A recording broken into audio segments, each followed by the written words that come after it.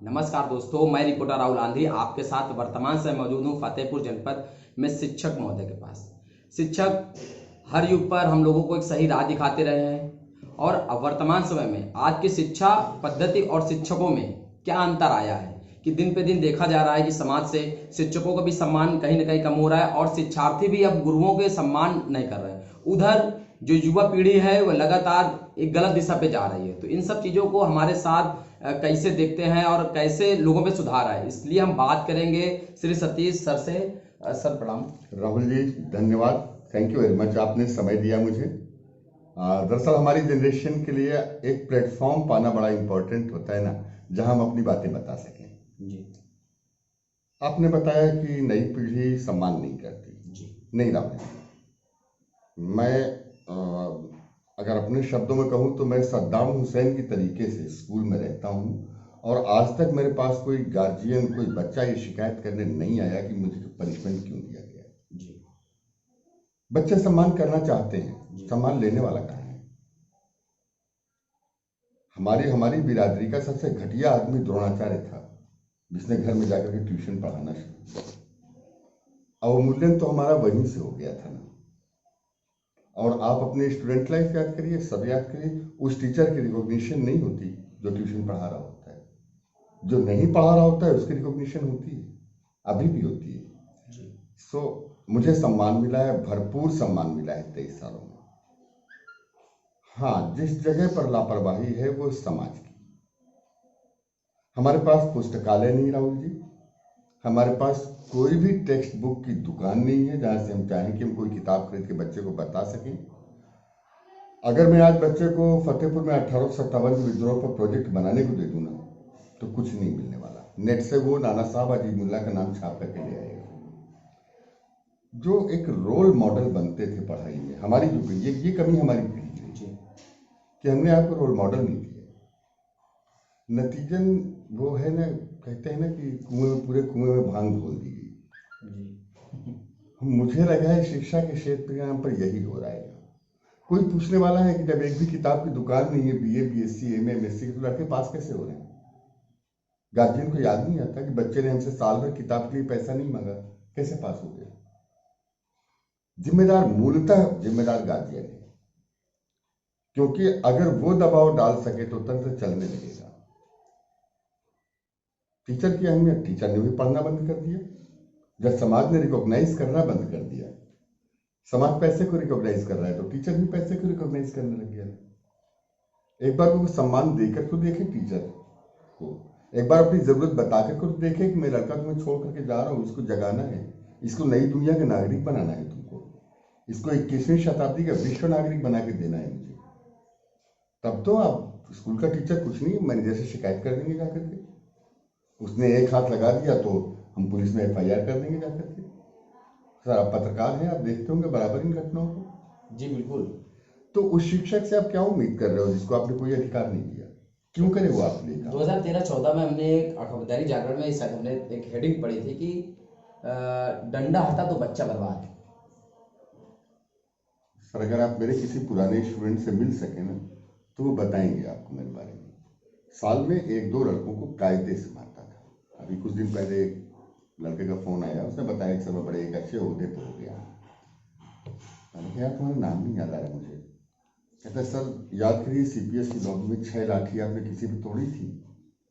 मैंने कहा अरे तुम साले, तुम क्या। कहता सर वो अगर लाठियां न पड़ी होती ना तो आज मैं इस मुकाम पे न पहुंचता। और मैं शुक्रगुजार हूँ कि जब मैंने लड़के के फादर को फोन किया कि इस प्रॉब्लम में मैंने पकड़ा है, तो कहे सर चाहे जितना मारिए मर भी जाएगा लड़का तो मैं कहने नहीं आने वाला।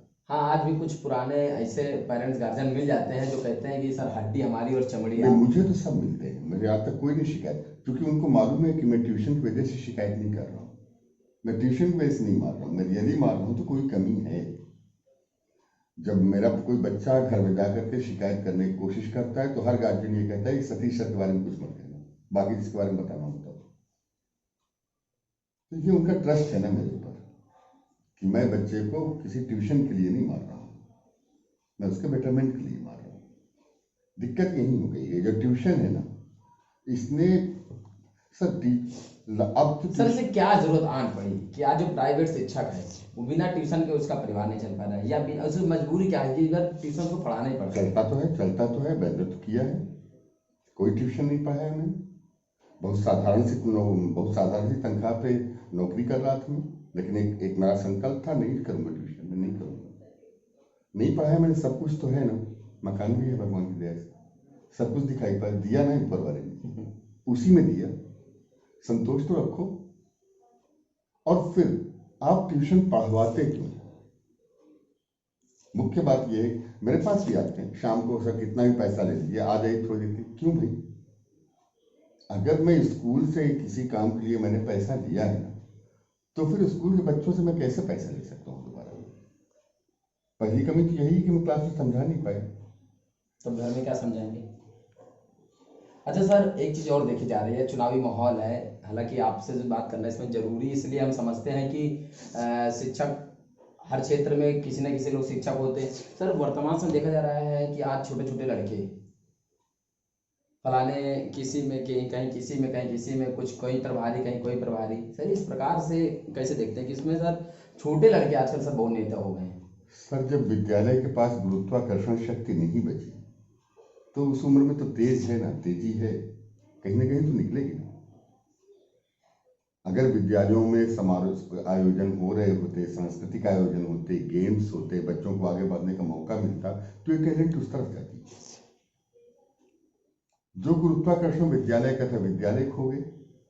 और मैं बताऊं, आप जरा घर ढूंढ आइए जरा, जिसने आप परिचित हो, और देख लीजिए कि बच्चे की पढ़ाई की किताब के अलावा उन्होंने बीते 2 साल में कौन सी किताब खरीदी है, कौन सी मैगजीन आती है उनके घर में। तो ये समाज का बिल्कुल सटीक आईना है, किसी से पूछने की जरूरत नहीं, बस एक बार जाइए ऑब्जर्वेशन कर लीजिए कि भाई मालूम पड़ जाएगा आपको कि विद्यालय ने अपना गुरुत्वाकर्षण खोया, गार्जियन ने अपना गुरुत्वाकर्षण खोया, तो लड़का क्या करे? मिट्टी का लोंदा नहीं है ना, उसमें ऊर्जा है, जा रहा है उस तरफ। तो कहीं ना कहीं हम समाज के जो लोग हैं, गार्जियन हैं, हाँ, हमें ये सब शर्म नहीं दोषी आती, ज्यादा हमें हैं। शर्म नहीं आती। हमारे घर के दरवाजे पे अगर कोई बैनर लगाएगा लड़का 17 साल का, तो मैं नहीं लगाने दूंगा। और मैं बताऊं, वो लड़का मेरे पैर छू करके जाएगा, सर आपने बहुत अच्छा किया। दिक्कत यही है ना कि मेरे घर के दरवाजे पे मेरे मोहल्ले का लड़का जिसकी पढ़ने की उम्र, वो बैनर कैसे लगा दे भाई? अपने इस अधिकार का प्रयोग करिए आप। मैं तो करता हूँ, आई डू। मैं सड़क पे चलते समय मैं ये नहीं देखता कि लड़का सही है, किसी स्कूल का है, कहाँ का है, अगर वो गलत मुड़ा है तो मैंने उसको रोक करके टोकता हूँ। आज तक मुझसे किसी ने नहीं कहा कि आपको क्या करिए। तो टोकना रोकना बंद हो गया, इसलिए हाँ, गलत ट्रैक में जाना टोको तो टीचर से कहते हैं सर लड़के बड़े हो गए हैं, तो मैं कहता हूँ भैया तुम भी तो बड़े हुए हो। अगर लड़का 4 साल बड़ा हुआ है, तुम भी बड़े हुए हो। अपने आप पे इतनी इंफीरियरिटी क्यों आपको? सर कैसे वापस लाया जाए उनको ट्रैक पे, कैसे सर, क्या मतलब इसके लिए क्या आप निदान क्या पत्रकार है? हैं राहुल जी, सबसे पहले जो देश अपना इतिहास भूल जाता है ना, समाज उसको भूल जाता है। आपने कितनी जगहों पर हिकमतुल्लाह का नाम पढ़ा रहे हो आप स्कूल में, कितनी जगहों पर मीराबाई के मंदिर की याद दिला रहे हो आप, बाबा नीमली की कहाँ पर याद दिला रहे हो, अश्वत्थामा की नगरी है यहाँ पर कहाँ याद दिला रहे हो, सती वृंदा के नाम पर आपकी बिंदकी बसी है, किसी स्कूल में बताया जाता है? सर हमें तो अपना इतिहास ही नहीं हमें मालूम ना, भूगोल की तो बात छोड़ दीजिए। तो जब तक ये आत्मविश्वास आप बच्चे में जागृत नहीं करेंगे स्थानीयता का, तब तक बराक ओबामा को जान करके और ऐश्वर्या राय को जान करके उनकी जीके नहीं बनती।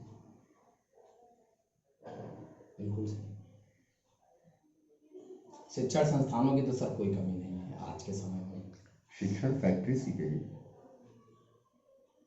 संस्थान क्यों कहते हैं? अगर संस्थान होते तो आपके यहाँ से हर 1-2 साल में एक आध लड़का आईआईटी में जाते हुए सुनाई नहीं पड़ना चाहिए? इतने सारे, मतलब आपके शब्दों में मैं संस्थान कह रहा हूँ। अगर संस्थान होते तो कहीं तो कोई रिजल्ट दिखाई पड़ता, कोई तो पास होकर के लड़का किताब की दुकान खोल लेता। कुछ न कर पाता, किताब की दुकान तो कोई खोलता।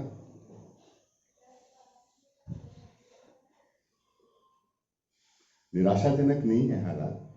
मुझे गर्व है इस बात का कि भले 10-15 सही, लेकिन हर साल कुछ लोगों को मैं बदल रहा हूँ। आज हो सकता है कि आज का युग मेरे आगमन का संकेत न दे पा रहा हो, लेकिन यकीन मानिए ये कल के फतेहपुर की परिभाषा बनेगी जो मैं बता रहा हूँ। कहते हैं ना कि रात जब जब सुबह होने को होती है तो अंधेरा ज्यादा घना हो जाता है। हम लोग उसी दौर में ही हैं। शिक्षा के क्षेत्र में बिल्कुल चारों तरफ अराजकता है। 2 साल से तो कोविड के नाम पर और बर्बाद करके रखते हैं।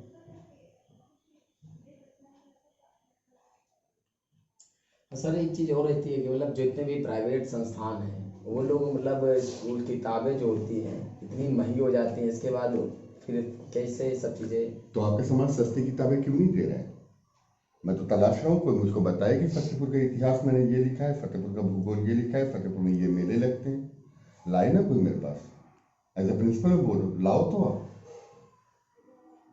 हमारे पास तो ऑक्सफोर्ड वाला आता है, वो किताब के फ्रंट पेज में बताता है कि लंदन नदी टेम्स के किनारे, वो लंदन शहर टेम्स के किनारे बसा है। लखनऊ कहाँ बसा है भाड़ में?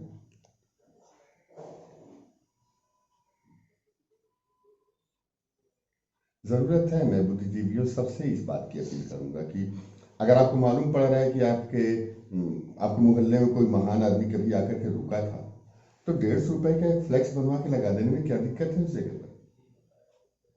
10 लोग तो पढ़ देंगे।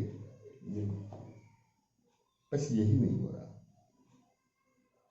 हम अपनी गलियों के नाम का इंतजार कर रहे हैं, किसी दिन कोई नेताजी आएंगे, वो कोई नाम रख करके चले जाएंगे। अब फतेहपुर में हो सकता है अटल बिहारी वाजपेयी मार्ग हो जाए। ये क्यों होगा फतेहपुर में अटल बिहारी वाजपेयी मार्ग? फतेहपुर में दरियाव सिंह मार्ग होगा, हिकमतुल्ला मार्ग होगा, जोधर सिंह अटैया मार्ग होगा, मीराबाई मार्ग आप कर सकते हो, अश्वत्थामा मार्ग कर सकते हो। तमाम सारे उसका गौरव ही नहीं, जानते ही नहीं हो।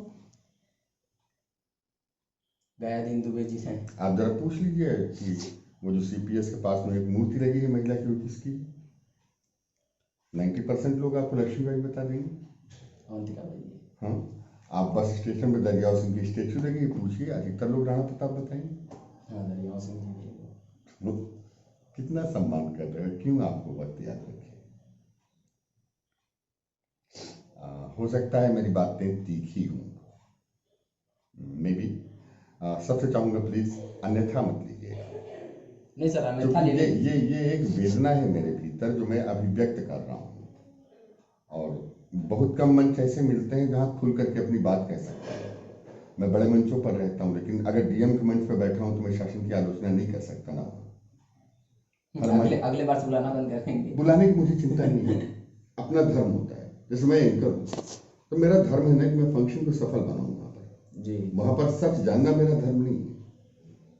सो हर मंच इसलिए नहीं होता। मान लीजिए विधायक जी कोई फंक्शन करके मुझे बुला रहे हैं, मुझको उन्होंने एंकरिंग, तो मेरी जिम्मेदारी है ना कि मैं उनको हाईलाइट करूँ। तो बहुत कम मंच ऐसे होते हैं जहाँ खुल करके बात करने को मिलती है। Rahul ji, thank you very much, शुक्रिया, अच्छा लगा बात करके। सर आपसे हम हमेशा कुछ ना कुछ ऐसे प्रकार के नए विषयों में बात करते रहेंगे, जिससे हम जब भी बात करेंगे सर आपसे, हम लोग फतेहपुर के ही विषय में बात करेंगे। कभी जोधा सिंह कटैया जी के बारे में, कभी ठाकुर दरियाव सिंह जी के बारे में, कभी गयादीन जी के बारे में, कभी हिकमतुल्ला जी के बारे में, और तभी से तमाम प्रकार के पूरे क्षेत्र में, जैसे कि इधर अमौली साइड है, वहाँ पर उसका टैक्स को लेकर बवाल हुआ था, उसमें नोनारा कांड का। तो इस प्रकार के जैसे तमाम फतेहपुर से जो जुड़ा हुआ इतिहास है, फतेहपुर का सर इतना भारी इतिहास होने के बावजूद बहुत हमको दुख होता है जब हम बहुत जगह जाते हैं, फतेहपुर को लोग सर जानते नहीं हैं। सर को बताना पड़ता है कि हमारी पहचान इलाहाबाद और कानपुर के बीच। अब आप एक काम करिए कि अब जितने लोगों से मिलिए जरा एक बार पूछिएगा फतेहपुर की स्थापना कब हुई थी, और जब कोई बता दे तो एक बार मुझे बता दीजिए। जरूर बताऊंगा। तो दोस्तों, हमारे साथ गुरुजी जुड़े हुए थे, तमाम सारे पहलुओं पर बात की। आज हम लोगों ने सिर्फ बात की ज़्यादा से ज़्यादा शिक्षा पर, और हम पीछे दिखाइए आप, इनके पास पूरा किताबों का जखीरा है, लगभग इनकी सारी किताबें पढ़ी हुई हैं और इनका अध्ययन इस पर चलता रहता लगातार, जो समाज के लिए बहुत ज़्यादा ज़रूरी है आजकल के दौर पे। चाहे पत्रकारिता जगत हो, शिक्षा का जगत हो, पॉलिटिशियन का क्षेत्र हो, आजकल सब जगह सबसे ज़रूरी पड़ गया है कि हम किस प्रकार से उगाही कह लें सर, धन उगाही कर लें। बस एक ही लक्ष्य बचा हुआ है लोगों के पास, लेकिन उस लक्ष्य से थोड़ा सा हमको भटकना पड़ेगा, और जो वास्तविकता में जो ज़रूरत है उस पर भी काम करना पड़ेगा। बहुत बहुत